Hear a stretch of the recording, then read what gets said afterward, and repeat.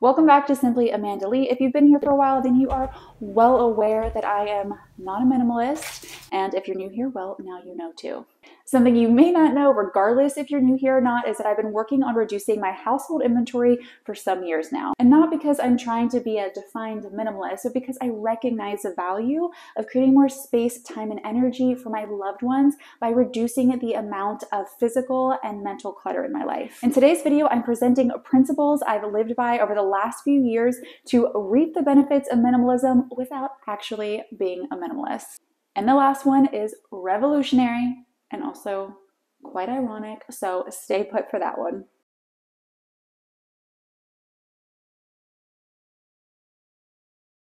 I started with something super simple, and that was just picking out what my favorite brands were for cleaning products underneath my kitchen sink, because it was always a wreck and I never really taken the time to think through what it was that I needed to have in my cleaning supplies and also what brands I wanted to support. And honestly, it was so much fun because it was a chance to try new things and to really form a solid opinion about what products I brought into my house and why.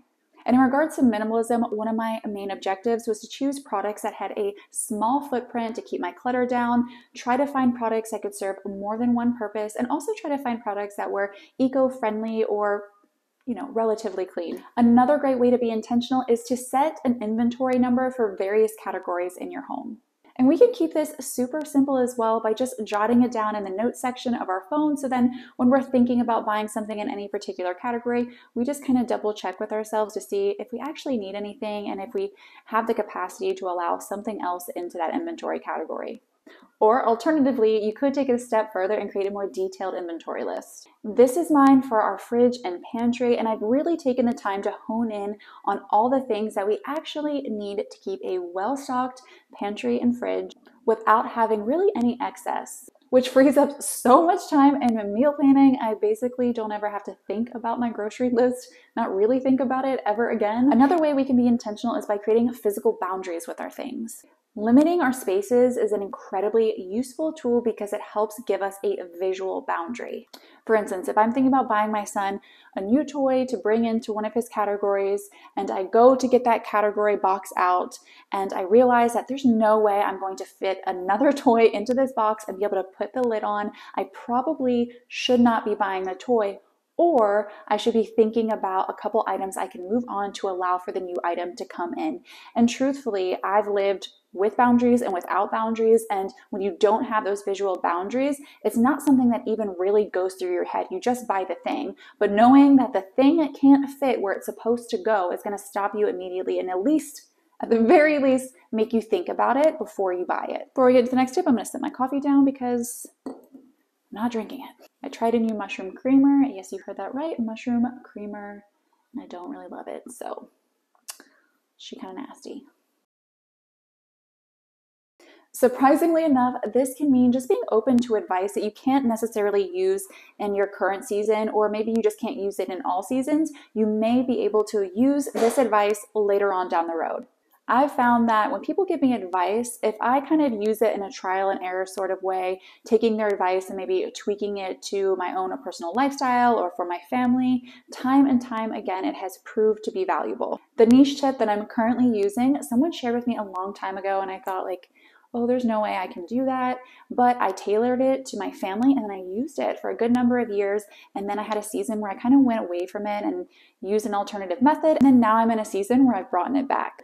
And this is one that most defined minimalists suggest, and that is to only have one set of dishes per person. However, I love to entertain, and having resources to facilitate that is incredibly important to me. Yet I can still use this tip and utilize the minimal mindset to make my workload at home much easier. Instead of only having one set of dishes per person, I have the dishes that I need to entertain and host, but I only assign one set of dishes to each person in my family per day. The older kids are responsible for washing and cleaning theirs in between meals.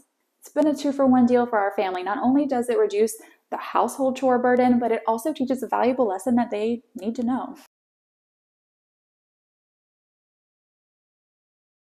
And if you guys have any niche tips that you think that would be valuable to viewers, please share them in the comments because we can all learn from each other. Okay, I know this may seem antipodal, but I assure you it makes sense.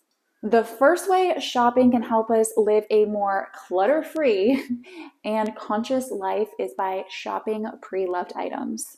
I personally find it so much easier to let go of items when I know that those items haven't encumbered my finances. I cannot tell you how many times I've held on to something for the simple fact that I spent X amount of dollars on it. Now, because we're shopping pre-love, that means we definitely have to kind of stay on the hunt for things. So that means constantly kind of going into stores, browsing around, which hey, I personally love, but it also means that we may buy things a season or two ahead of time just because it is a treasure hunt and we're trying to find what we need and we might find it before we need it. Using this tip, I've been able to curate a mostly designer wardrobe for less than the price of like one new ASOS or Target item. Not only have I found more beautiful and sustainable items, but items that have a longer viability because they're just made better. And an added bonus specifically when you're looking for designer pre-loved items is that if you decide you don't want it and you want to move it on, typically you're gonna make a profit.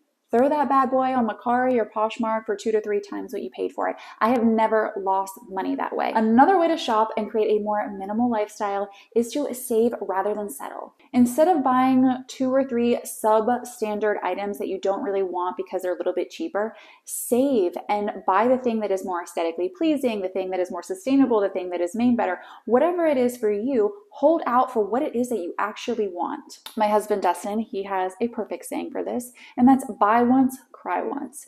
Because sometimes buying a cheaper thing means that we're gonna buy that thing 3 times over because it breaks. Sometimes buying a cheaper thing means we're never really satisfied and so we just continue to buy. So even though it might seem like you're spending a little bit more money, chances are 9 times out of 10 it's probably gonna save you money in the long run. And obviously that means you're just gonna be buying less. And now even with items like this, it's still possible to do this on a budget.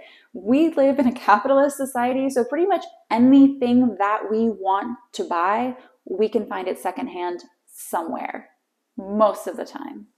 That's it for today's video. I hope you enjoyed. Thank you so much for watching. Please subscribe and turn on notifications so you don't miss next week's video. It's gonna be a good one. And until next time, guys.